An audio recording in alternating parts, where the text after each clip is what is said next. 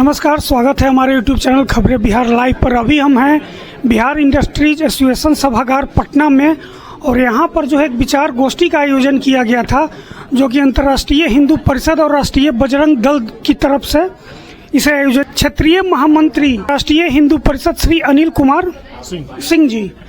Sir, स्वागत है आपका हमारा YouTube चैनल खबरें बिहार लाइव पर। धन्यवाद सर, आज विचार गोष्ठी का आयोजन किया, इसमें प्रमुख रूप से कौन कौन लोग शिरकत किए? इसमें हमारे प्रांत के अध्यक्ष पद्मश्री डॉक्टर जितेंद्र कुमार सिंह जी, जो कैंसर स्पेशलिस्ट हैं, डॉक्टर एच.एन. दिवाकर जी, जो हड्डी रोग विशेषज्ञ हैं, और विशेष करके जिनका मार्गदर्शन प्राप्त हुआ दिव्य सागर जी महाराज, जो ऋषिकेश से आए हैं। बाकी हमारे महानगर के अध्यक्ष डॉक्टर अनूप कुमार सिंह जी, विनोद कुमार सिंह जी, इस तरह से प्रमुख शशिभूषण जी महाराज, मचा स्वामी आश्रम, और ये प्रणामी मठ से अपने सुरेश शास्त्री जी महाराज विशेष रूप से उपस्थित रहे, उनका उद्बोधन हुआ, मार्गदर्शन प्राप्त।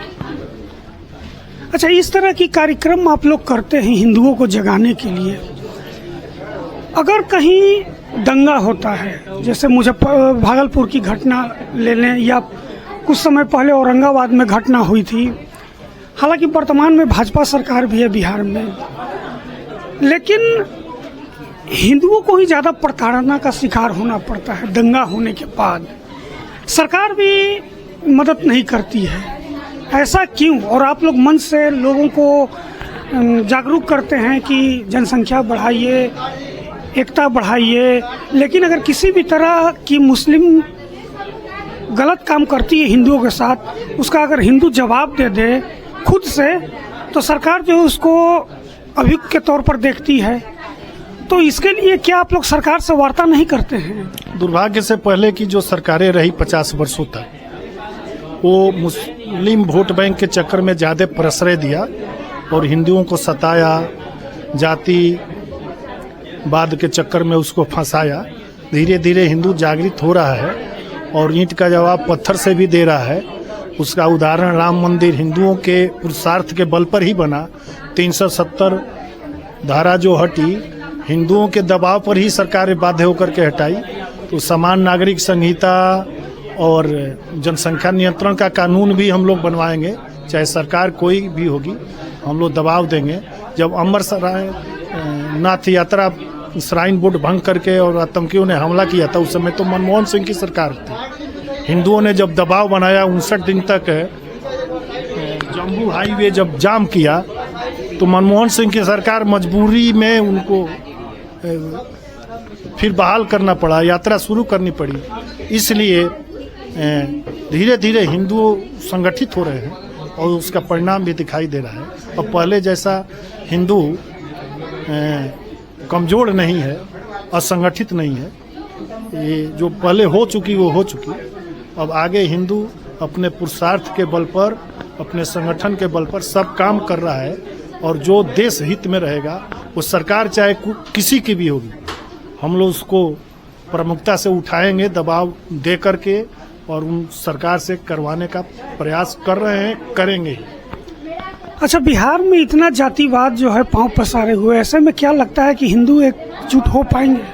ऐसा है जी, प्रजातंत्र रहेगा, अगर बचाना है, जाति और पार्टी बचानी है, तो हिंदू को संगठित होना पड़ेगा। हिंदू है तभी प्रजातंत्र है, हिंदू है तभी तो जाति है, हिंदू है तभी पार्टी है। बांग्लादेश में कहाँ जाति है, पाकिस्तान में कहाँ पार्टी है, लोकतंत्र है। तो इसलिए ये जाति का चक्कर चलते रहेगा, अपने स्वार्थ के लिए वो आवाजें उठाते रहेंगे। लेकिन इस तरह के आयोजन के द्वारा जो हम लोग हिंदुओं को संगठित होने का आह्वान कर रहे हैं, उनके साथ क्या क्या कुचक्र सरकार और नेता के द्वारा किया जा रहा है, वो सब लोग अब धीरे धीरे समझ रहे हैं और हिंदू संगठित हो रहे हैं। इसको बचाने के लिए जब कभी भी कहीं भी बात हो, तो आप जरूर मुखर होकर सामने आए, क्योंकि संस्कृति सिर्फ संस्कृति नहीं, वो तालाब है जिसमें हम सब जीवन प्राप्त करते हैं, हम सब संरक्षण करते हैं। जब तक भारत की संस्कृति बची रहेगी, तब तक इस दुनिया में मानवता बची रहेगी। रहेगी।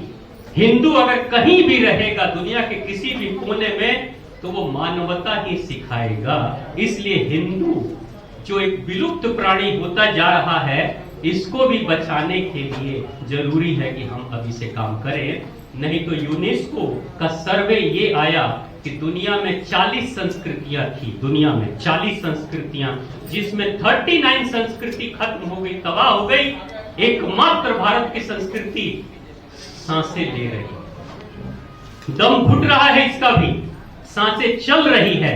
आप चाहें तो इस संस्कृति को बचा लें, लेकिन हमेशा याद रखिएगा कि कोई भी संस्कृति बचती है तो सरकार नहीं बचाती।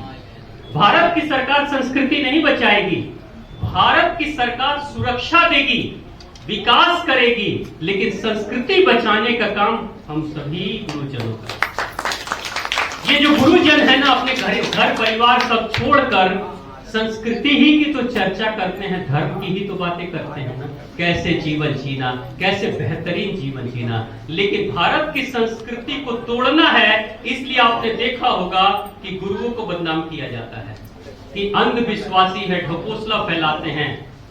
और अगर गहराई से आप देखोगे तो आसाराम बापू का नाम भी बदनाम किया गया ना। सच्चाई है कि आसाराम बापू भारत के पहले एक संत थे जो क्रिश्चियनिटी के खिलाफ काम कर रहे थे, इसलिए उस व्यक्ति के ऊपर बलात्कार का केस करके उसको फंसाया गया ताकि जो कन्वर्जन हो रहा था उसको रोका जाए। लेकिन हम हिंदू रटने लगे क्योंकि मीडिया में सबने कहा कि आसाराम बाबू बलात्कारी नहीं। इस तरीके के किसी न किसी तरीके से जब को कभी भी कोई साधु संत सन्यासी आगे बढ़ेगा, संस्कृति को बचाने की कोशिश करेगा, कैसे न कैसे कोई लांछन लगाकर उसे बदनाम किया जाएगा, उसे खत्म किया जाएगा, और तब आसानी होगी आपको करने की।